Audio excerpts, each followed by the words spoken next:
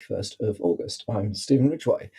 Back from a few days travelling, so yeah, back on track with the briefings now.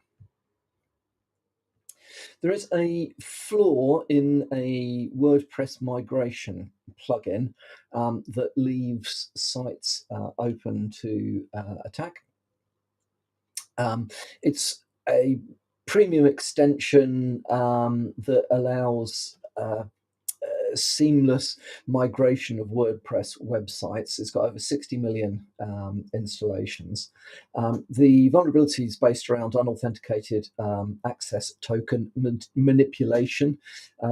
So hackers can exploit the flaw to update or delete access token configurations for affected extensions. So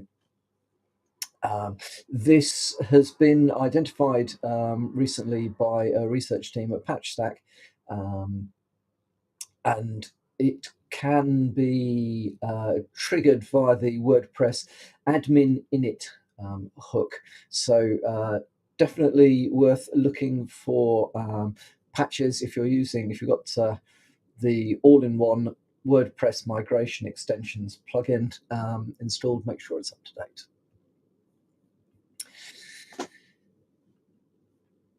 There is a Chinese group which is spreading Android spyware via Trojan Signal and Telegram apps. So, usual sort of thing, apps that are claiming to provide functionality that is not found in the legitimate app, which you may or may not find interesting or exciting, but it has been it's a fairly common way of getting people to download alternative apps.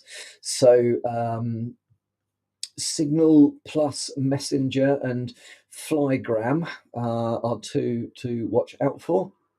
Whilst they may work, they are also busily exfiltrating a fair amount of information from your device.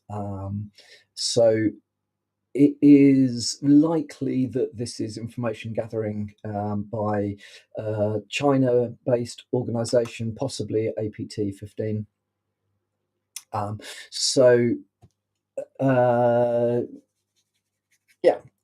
If you have, yeah, well, yes, I suppose it is fair to say that Google are running around playing whack-a-mole with this sort of stuff, an unenviable task.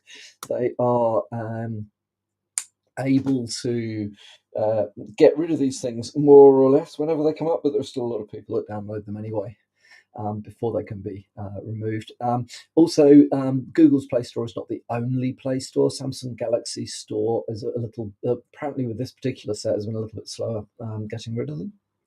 Obviously the recommendation is stick to legitimate messaging apps rather than third-party apps that claim to give you all sorts of extra features. It's an area that's rife for abuse. There is a new or reasonably new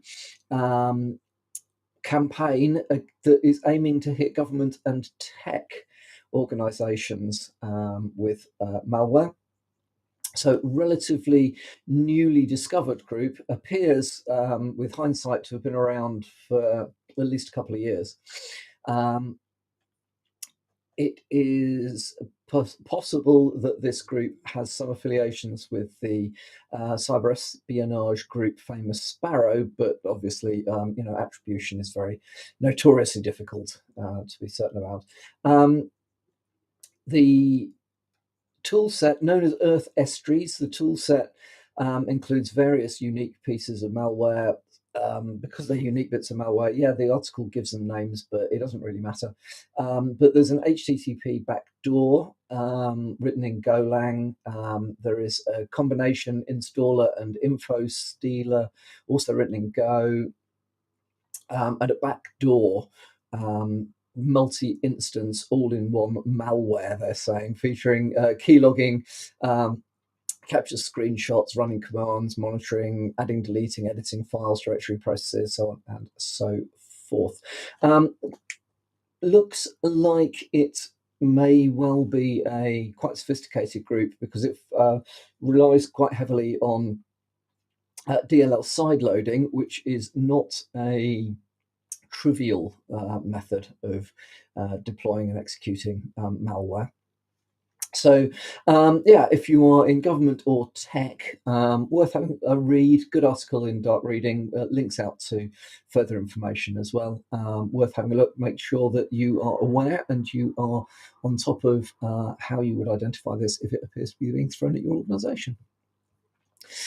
And then a couple of other bits of news.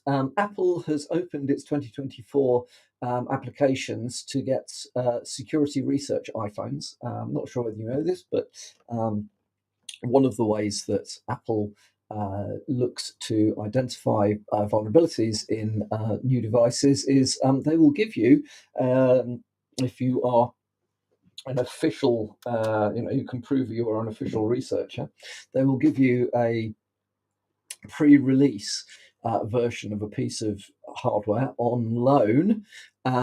Your obligations are then to look for vulnerabilities in it. They give you instructions and ability to disable a lot of the built-in security features within the device, so you can do things like modify or install your own kernels, run arbitrary code, set RAM variables, custom boot firmwares, and so on and so forth with it. So basically, it gives you sort of an officially jailbreakable device with the intention that you have look for vulnerabilities and help Apple to secure the stuff. Kind of cool. Not a bad way to go about it, I guess. So if you are an official researcher, you may want to put in your application. And then finally from me today, I'm not sure how many people are aware of this, but there is a Russian-led UN cybercrime treaty being discussed at the moment at the United Nations. It is... where does one begin? Okay, I'm sure if you listen to this podcast regularly, you're aware of my deep-seated concerns about government or official overreach in the space of cybersecurity. This looks like this is United Nations overreach. It was basically under the pretext of allowing nations to snoop on criminals. They are writing a treaty which will basically legitimize organizations undertaking very broad surveillance activities. It is argued that it is unlikely that this will have much impact on criminals, to which the response would be, no surprise, Sherlock. However, it would give governments a framework under which they could at least claim that they were legitimately engaging in surveillance against their own people, or perhaps people they don't like, or opposition parties, or so on or so forth. Interestingly, it is being, not interesting, unsurprisingly, in fact, sponsored by Russia, with support from North Korea and China and all sorts of other places.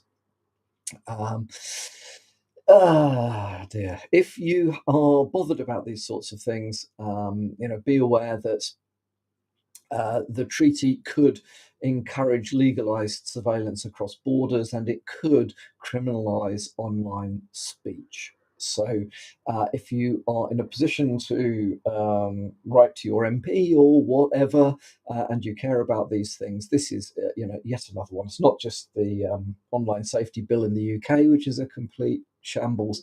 It looks like there's stuff going on at the UN as well that is in this space. Thought I'd bring it to your attention. if you feel like making your views known, there are official ways of doing so. So that's all from me for today. Thank you for tuning in, and I will speak to you